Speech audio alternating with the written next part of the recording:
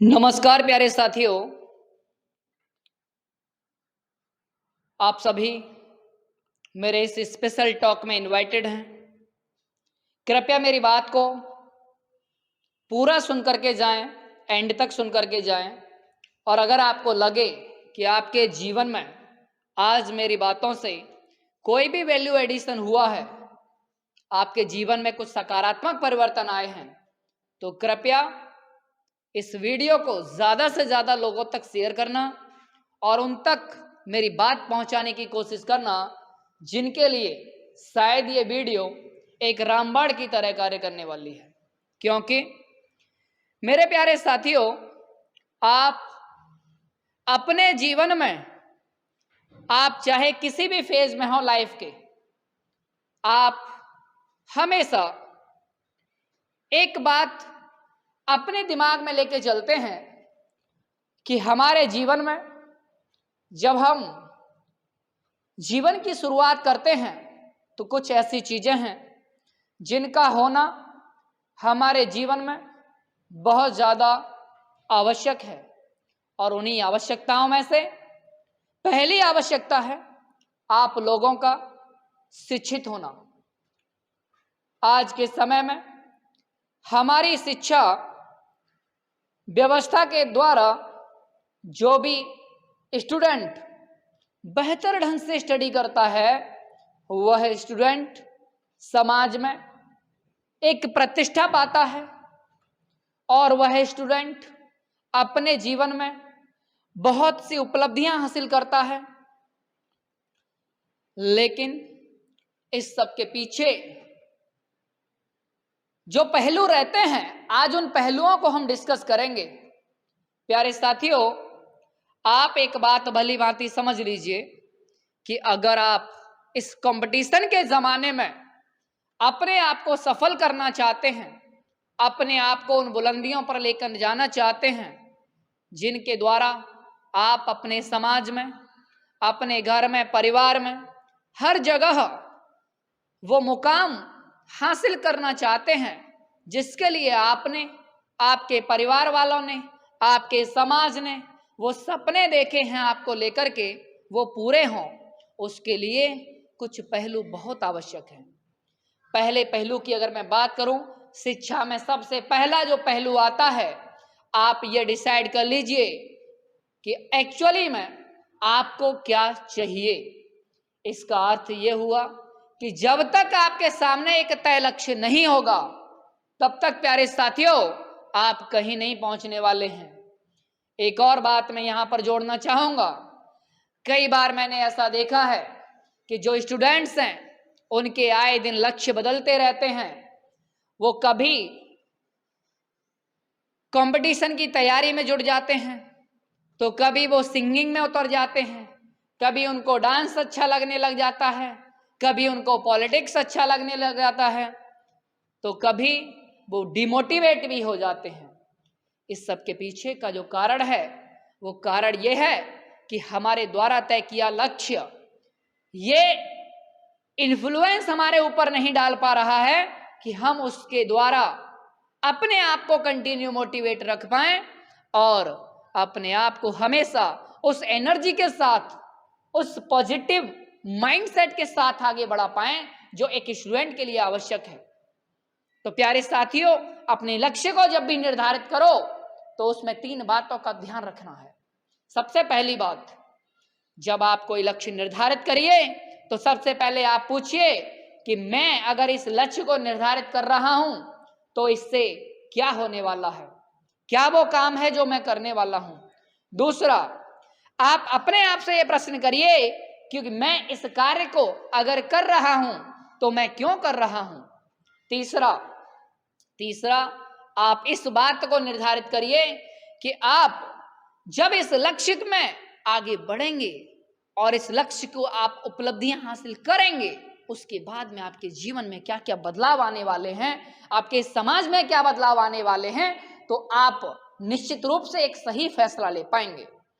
प्यारे साथियों, जब आपका लक्ष्य निर्धारित हो जाए, उसके बाद में अगला जो कार्य बन जाता है वो ये बन जाता है कि जो मेरा लक्ष्य निर्धारित किया है उसके अकॉर्डिंग मैं आज कितना सक्षम हूं, क्या मेरी कमियां हैं, क्या मेरी ताकत है, क्या वो ऐसे पहलू हैं जो मुझे मेरे लक्ष्य तक ले जाने में मदद करने वाले हैं, उन पर भी हमें गौर फरमाने की जरूरत है। इसके साथ ही साथ हमें उन संसाधनों को भी इकट्ठा करने की जरूरत है, उस प्लानिंग को भी हमें इसमें ऐड करने की जरूरत है जो हमें हमारी मंजिल तक लेकर जाएगी। इसका मतलब आपको अपने लक्ष्य के साथ साथ अपने बैकग्राउंड में जो भी जरूरत है उस हर एक जरूरत को पूरा करिए, और उसके बाद में आप जब सटीक प्लानिंग के साथ में तैयार हो चुके हैं तो इसके बाद अब न आपको आगे देखना है न पीछे देखना है, सिर्फ और सिर्फ आपको एक ही कार्य करना है कि आपने जो प्लानिंग किया है वह प्लानिंग अब आपको एग्जीक्यूट करना है। और जब आप ऐसा करेंगे तो आप समझ लीजिए कि आपके प्लान के मुताबिक आप अपनी कमजोरियों को दूर करेंगे, आप अपनी ताकत पर और ज्यादा प्रहार करेंगे, और जिससे आपकी ताकत और ज्यादा निखर करके आपके सामने आएगी। और इसके साथ ही साथ जब आप उस फील्ड में कोई भी कदम आगे बढ़ाएंगे तो निश्चित रूप से आप सफल होने के लिए तैयार हैं। तीसरी बात, अब मैं इसमें एक और चीज ऐड करना चाहूंगा। कई बार ऐसा होता है कि जब हम लक्ष्य की प्राप्ति की ओर निकलते हैं तो हमारे मार्ग में बहुत सारी बाधाएं आ जाती हैं, बहुत सारी रुकावटें हमारे मार्ग में आ जाती हैं। ये रुकावटें हमारे मार्ग तक पहुंचने में हमें हमेशा ये कोशिश करती हैं कि ये व्यक्ति भटक जाए, ये व्यक्ति अपने मार्ग से विचलित हो जाए और ये व्यक्ति कभी अपनी मंजिल तक ना पहुंचे। तो ऐसी चीजों के लिए भी हमें अपने प्लान में इंक्लूड करना है कि हमारी प्लानिंग के मुताबिक ऐसी कोई चीज मुझे आने वाले भविष्य में बार बार डिस्टर्ब ना कर जाए।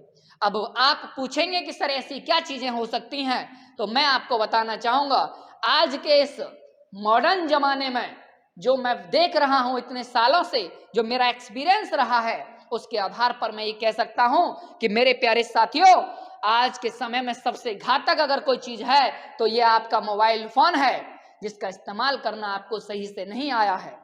दूसरी अगर कोई घातक चीज है तो वो है आपका फ्रेंड सर्कल। जिस फ्रेंड सर्कल में आप अपने को रख रहे हो वो फ्रेंड सर्कल भी आपके लिए बहुत बड़ा एक तरह से डिस्ट्रैक्शन पैदा कर सकता है, रुकावट पैदा कर सकता है। क्योंकि अगर वो फ्रेंड सर्कल आपके विजन से अगर मैच नहीं हुआ, आपके मिशन से अगर मैच नहीं हुआ, तो वह आपका आने वाला लक्ष्य पूरी तरह से खत्म कर देगा। इस बात में कोई दो राय नहीं है। तो प्यारे साथियों, इस बात को भी गांठ बांध लो कि जब भी आपकी संगति हो तो संगति ऐसे व्यक्ति से हो जिस व्यक्ति में आपके विचार मिलते हों, आपके मिशन मिलते हों, आपका जज्बात मिलते हों। ऐसे व्यक्ति को अपने जीवन में ऐड करिए। फालतू के लोगों को अपने जीवन को ऐसे निकाल दो जैसे कि दूध में गिरी हुई मक्खी, क्योंकि ये लोग आपके लिए बहुत बड़ी रुकावट हैं। जब तक आप इनके साथ बने रहोगे ये बार बार आपको खींचते रहेंगे नीचे, ये बार बार ये कोशिश करते रहेंगे कि आप बिल्कुल भी आगे ना बढ़ें। तीसरी बात, और भी अगर कोई बात रुकावट में आती है तो वो है आपका अपना खुद का कंसंट्रेशन। कंसंट्रेशन मतलब आपका फोकस। अगर आप खुद अपने आप को डिसिप्लिन न रखते हुए, अनुशासन में न रखते हुए, अपने आप को बार बार अपने फोकस से डिगाते रहोगे, तब तक आपको कोई कामयाब नहीं कर सकता। ना कोई कोचिंग संस्थान आपको आगे बढ़ा सकता है, ना कोई स्कूल, ना कोई कॉलेज, ना कोई टीचर, ना कोई अध्यापक, कोई भी व्यक्ति आपके लिए आगे नहीं बढ़ा सकता। अगर कोई व्यक्ति आपको आगे बढ़ा सकता है तो वो आप खुद हैं, आपको कोई और नहीं आएगा बढ़ाने आगे। तो प्यारे साथियों, इस बात का भी विशेष ध्यान रखें कि जो भी डिस्ट्रैक्शंस आपके मार्ग में बाधा बनकर के आ सकते हैं, उन सबको एक एक करके मिटा दो और अपने लक्ष्य पर अपनी नजरें गड़ा दो, अपना फोकस बढ़ा दो और उसके बाद लगे रहो और डटे रहो और मैदान छोड़ के नहीं भागना है। तीसरी बात जहां खत्म होती है वहीं चौथी बात और ऐड करूंगा मैं। आपको क्या करना है? आपको निरंतर प्रयास करना है और इस बात को बोलते हैं परसिस्टेंस। परसिस्टेंस का बहुत बड़ा रोल है आपकी इस जर्नी में। परसिस्टेंस मतलब निरंतर प्रयास। प्रयास तब तक करिए जब तक आप सफल ना हो जाओ। एक रेफरेंस के तौर पर मैं आपसे बात कहूंगा। स्वामी विवेकानंद जी ने एक बार कहा था कि अगर आप अपने जीवन में कभी भी कुछ लक्ष्य निर्धारित करते हैं तो उसे पाने के लिए आप तब तक मेहनत करिए, तब तक अपने आप को खपाए रखिए जब तक कि आपका लक्ष्य आपको हासिल ना हो जाए। तब तक नींद, चैन, सब कुछ आप त्याग दो। अपने मन, मस्तिष्क, अपने शरीर के हर एक हिस्से को, अपने जीवन के हर एक आयाम को उस विचार में डुबा दो और अपने को जब आप ऐसा फील करते हुए पाओगे तो समझ लेना कि अब आप सफल होने के लिए तैयार हो गए हो। तो प्यारे साथियों, ये वो चीजें हैं जो आपको आगे बढ़ने में मदद करेंगी। आपने एक कहानी तो सुनी होगी, कहानी खरगोश और कछुए की कहानी। एक बार की बात है, खरगोश और कछुआ एक बहस में उलझ जाते हैं और उसके बाद यह डिसाइड होता है कि क्यों ना कल एक कंपटीशन हो जाए। और कंपटीशन किस चीज का कंपटीशन हो रहा है? कंपटीशन हो रहा है रनिंग का कंपटीशन, दौड़ प्रतियोगिता ऑर्गेनाइज होनी है। तो यहां पर सब लोगों ने मिलकर के दौड़ प्रतियोगिता के लिए अगले दिन को डिसाइड कर दिया कि भाई उस दिन आपका दौड़ प्रतियोगिता होनी है। दोनों के दोनों खिलाड़ी मैदान में आ गए, इधर खरगोश उधर कछुआ। जब दोनों लोग मैदान में आए तो दौड़ने की प्रक्रिया जैसे ही शुरू हुई तो आप अच्छे से जानते हैं कहां खरगोश कहां कछुआ, दोनों की क्षमताओं में जमीन आसमान का फर्क है। लेकिन होता क्या है, अचानक जैसे ही रेस शुरू होती है, कुछ समय पश्चात आधे रास्ते में जाकर के वो जो कछुआ था वो तो निरंतर चलता रहता है, लेकिन वहीं उसी समय उस खरगोश के मन में एक अहंकार जाग जाता है। उसके मन में वो अहंकार ये जाग जाता है कि कहां वो कछुआ और कहां मैं खरगोश, उसको मेरे सामने क्या मजाल कि वो मेरे से आगे निकल जाए, क्यों ना थोड़ी देर आराम कर लिया जाए। और ऐसा करने के लिए वो जाकर के थोड़ी देर ठंडी हवा में सो जाता है और अचानक से उसकी आंख लग जाती है। और ऐसा होने के बाद तो आप जानते हैं, इतिहास गवाह है, धीरे धीरे धीरे धीरे कछुआ अपनी मंजिल तक पहुंच गया। और वहां पहुंचने के बाद जैसे ही उसका भव्य स्वागत हुआ और उसकी जीत की गड़गड़ाहट की तालियां जब उसके कानों में सुनाई दी खरगोश के, तो वो हड़बड़ा करके उठा और उसने देखा कि पता नहीं क्या हो गया, ये इतना शोर शराबा कैसे है। तो जब वो वहां दौड़ के भागते हुए पहुंचा तो उसने देखा कि यहां तो एकदम अचंबा हो गया। क्यों? क्योंकि वहां तो खरगोश खरगोश खरगोश जो जीत सकता था उसकी जगह पे कछुआ जीत गया। भाई क्यों जीत गया? अब इसका कारण समझे। कहानी तो सुनी आपने, लेकिन कहानी से सीखने की जो बात है वो ये है, प्यारे साथियों, चाहे आपकी क्षमता जो कुछ रही हो, इस बात से कोई फर्क नहीं पड़ता है। फर्क अगर पड़ता है तो इस बात से पड़ता है कि आप कितना शिद्दत के साथ, कितनी मेहनत के साथ, कितनी लगन के साथ अपने उस लक्ष्य के प्रति समर्पित रहे और लगातार लगे रहे। ये बात डिसाइड करती है वेदर यू विल सक्सीड और नॉट। ये बात ये डिसाइड करेगी। नेक्स्ट, तो इससे ये पता लग जाता है कि अगर कोई व्यक्ति अपने जीवन में सफल होना चाहता है तो वह व्यक्ति अपने जीवन में सफल तभी हो सकता है कि जब वह व्यक्ति अपने जीवन में निरंतर प्रयास करता रहे। तो मेरे प्यारे साथियों, इस बात का भी विशेष ध्यान रखिए, अपने जीवन में आप निरंतर प्रयास करते रहिए। अगर आप ऐसा नहीं करते तो आपके लक्ष्य को आप हासिल नहीं कर पाओगे। जैसा कि हमारे क्षेत्र के क्या कहें, मैं कहूंगा कि ज्यादातर हमारे देश के लोग इसी बहम में जीते रहते हैं कि रातों रात अचानक से कोई जादू घटित होगा और सपने ऐसे सच हो जाएंगे जैसे कि कोई जादू आ गया है, कोई अचानक से हमारे लिए करके रख गया। नहीं होगा भाई, ऐसे नहीं होता है। हर चीज का एक प्रोसेस है, उस प्रोसेस से आपको गुजरना पड़ेगा। वही प्रोसेस आपको पूरा अपने जीवन में उतारना पड़ेगा, हर एक आयाम में उतारना पड़ेगा, तब जाकर के आप भी उस सक्सेस का आनंद ले पाओगे जो बहुत लोगों ने लिया। लेकिन चूंकि भाई सीधी बात है, हर एक चीज की एक रेसिपी होती है। अगर आप चाहते हैं कि आप स्वादिष्ट सा पनीर खाएं तो पनीर बनाने के लिए आपकी एक पर्टिकुलर रेसिपी है। आप ये कहें कि मैं पर्टिकुलर रेसिपी लगाने के बाद में उसी रेसिपी का पनीर खाऊंगा, ये आपका सत्य है। लेकिन आप कहें कि मैं भाई साहब सारे तौर तरीके अपने तरीके से लगाऊंगा, कभी पनीर पटक दूंगा तो कभी मिर्च लगा दूंगा तो कभी मसाला लगा दूंगा और उसके बाद मैं उम्मीद करूंगा कि स्वाद बेहतर आ जाए, उम्मीद है आप कर रहे हैं, ऐसा हो सकता है? नहीं होगा भाई। कारण है, आपने क्या किया, आपने अपने मन मुताबिक किया, रेसिपी के अकॉर्डिंग किया ही नहीं, नियम कानून लगाया ही नहीं। आप तो वहां चल रहे थे जहां पर कोई जादू हो जाए। ऐसा नहीं होता है भाई, जादू नहीं होता है। अगर आप चाहते हैं ना कि आपको बेहतर फल मिले, तो इसके लिए आपको अपनी रणनीति, अपनी प्लानिंग उस आधार पे करनी होगी जो बहुत सारे सफल लोगों ने आज तक की है।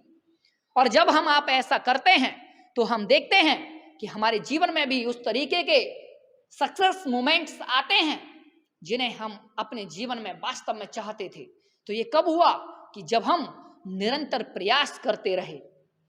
अब हम बात करेंगे 4 बातों के बाद में मैं अगला एक और पॉइंट ऐड करूंगा।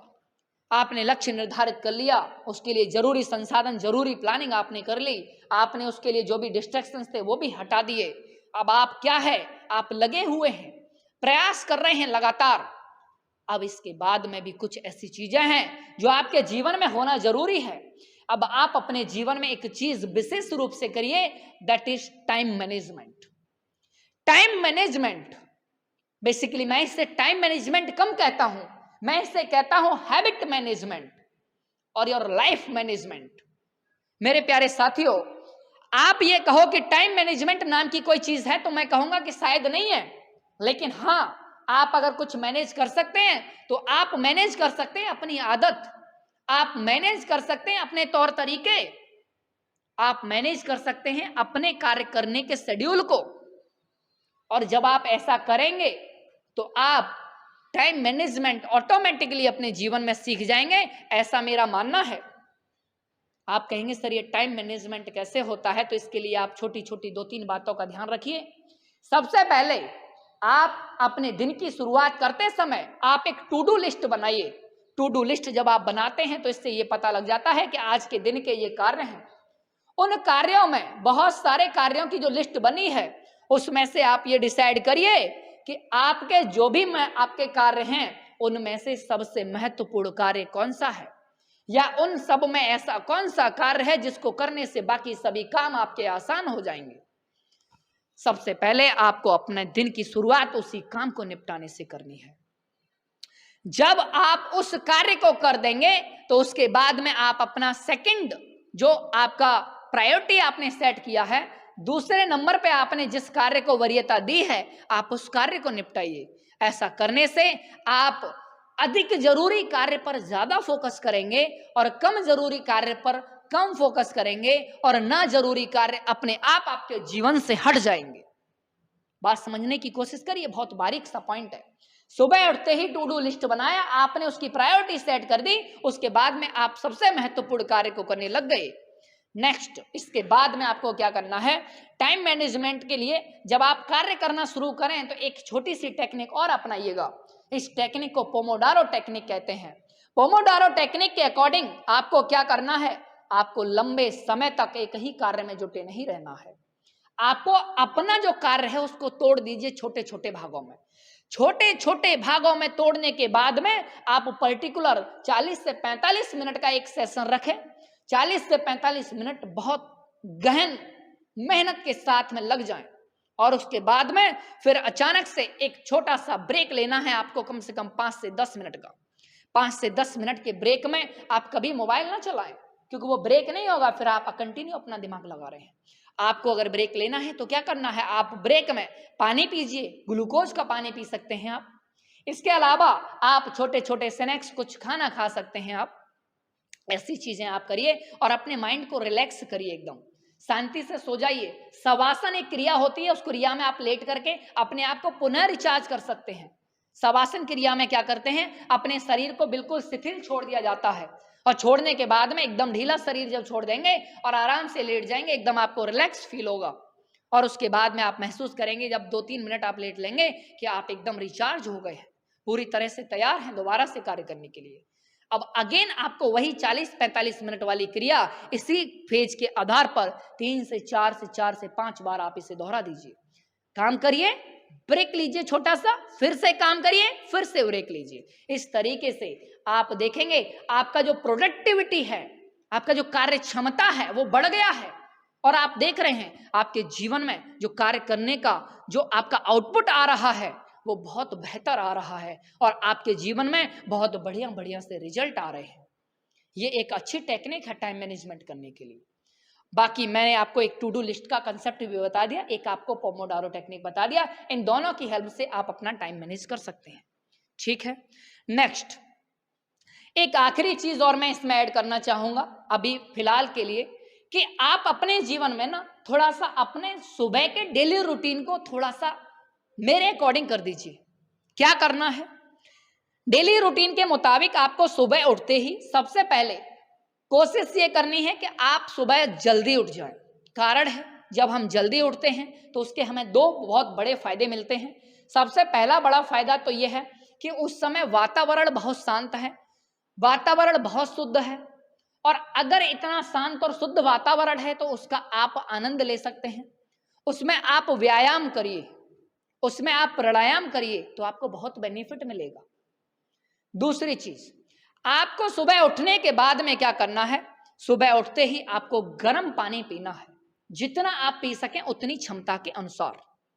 गर्म पानी पीने के बाद में आप अपने आप को स्वच्छ करने के लिए शौच वगैरह के लिए आप जाएं, और उसके बाद में जब आप इन सब क्रियाओं से फ्री हो जाएं तो अपने आप को एक्सरसाइज पे लगा दीजिए। और जब आप एक्सरसाइज करेंगे तो उसके बाद में फिर आपको पसीना भी आएगा, थोड़ा सा आप आराम करिए, पसीना वगैरह आपका सूख जाए, उसके बाद में बहुत आराम से जब आपका शरीर पूरी तरह से अब आप गर्म नहीं है, ठंडा हो चुका आपका शरीर, उसके बाद में ही आपको क्या करना है, फिर स्नान करिए। और स्नान करने के बाद में आप सुबह उठते ही जब ये सारी क्रियाएं हो जाएं उसके बाद में कम से कम 5 से 10 मिनट ध्यान जरूर करिए। ध्यान जरूर करिए मेरे साथियों, आप मेडिटेशन जरूर कीजिए। जब आप ये क्रिया अपने जीवन में ऐड कर देंगे तो आप देखेंगे आपके जीवन में बहुत ही चमत्कारी परिवर्तन आ रहे हैं। वो परिवर्तन आपके मेमोरी में आएंगे, वो परिवर्तन आपके पूरे के पूरे जीवन में आ जाएंगे। और ऐसा होने के बाद जब आप देखेंगे आप बाकी सबसे बहुत अलग हो गए हैं।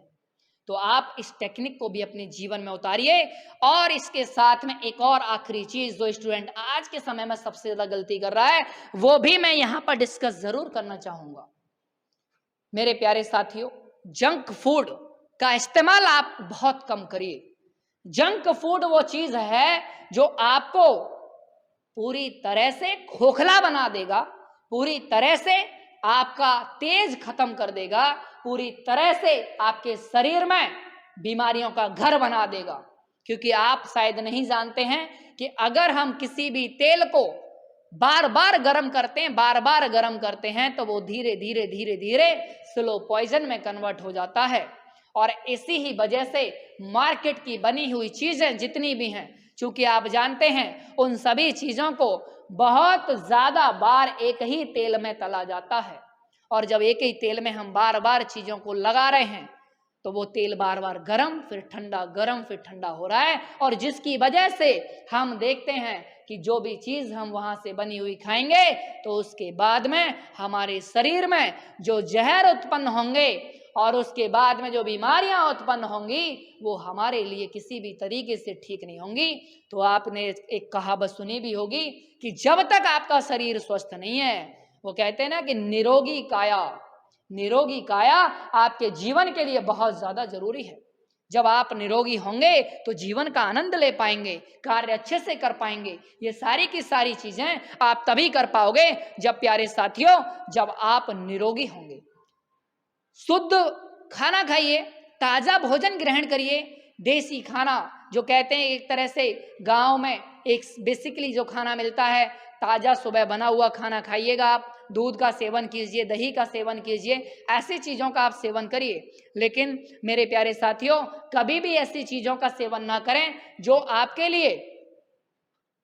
लिए आने वाले भविष्य में बहुत बड़ा कोई ना कोई अभिशाप देके चला जाए। आप कभी भी मैदे से बनी हुई चीजें ना खाएं। मैदा बहुत खतरनाक चीज है। जैसे हमने कहा मोमोज, हमने कहा चाउमीन, हमने कहा बर्गर, हमने कहा पिज्जा, भाई मत खाओ ये सब। इससे एनर्जी नहीं मिलती है, इससे केवल जीभ का स्वाद है जो क्षण भर का है। आनंद में नहीं जीना है भाई, पर्पज के साथ जीना है। कोई चीज इसलिए नहीं करनी कि आनंद आ रहा है, करना इसलिए है कि उसके पीछे का पर्पज पता है। जैसे हमने कहा कि हमने मूवी देखनी है क्योंकि आनंद आ रहा है, हमको पढ़ाई नहीं करनी है क्योंकि आनंद नहीं आ रहा है। लेकिन हम यहां एक चीज भूल गए, मूवी को देखने के बाद आपका कौन सा पर्पज हल हो रहा है, मुझे आप ये बता दो। तो आप समझेंगे कि पढ़ाई करने के बाद में आपका पर्पज हल हो सकता है, मूवी देख के पर्पज हल नहीं होगा। तो आप इस बात को भी गांठ बांध लीजिए, प्रायोरिटी दीजिए प्लेजर को नहीं, पर्पज को, आनंद को नहीं, आपको उद्देश्य को आपको देना है। प्रायोरिटी किसे देना है? आप पहले अपने उद्देश्य को प्रायोरिटी दें, उसके कारण को जानें, तब जाकर के आप उसके बारे में कदम बढ़ाएं। ये सारी की सारी बातें अगर आप अपने जीवन को सफल बनाना चाहते हैं तो आज ही अपने जीवन में उतार लो और मेरी बातों को हर उस व्यक्ति तक पहुंचा दो जिस व्यक्ति को अपने जीवन में सही मार्गदर्शन की जरूरत है। और जो व्यक्ति भी सफल होना चाहता है, इस वीडियो को उन सभी तक पहुंचा देना। आप सभी से मेरी हाथ जोड़ के यही एक विनम्र निवेदन है, कृपया इस वीडियो को हर व्यक्ति तक पहुंचा देना। और इसी के साथ में अगर ये बात आप सबको अच्छी लगी हो तो कृपया करके इस वीडियो को और इस चैनल को ग्रो करने में भी आप मेरी मदद कर सकते हैं। धन्यवाद।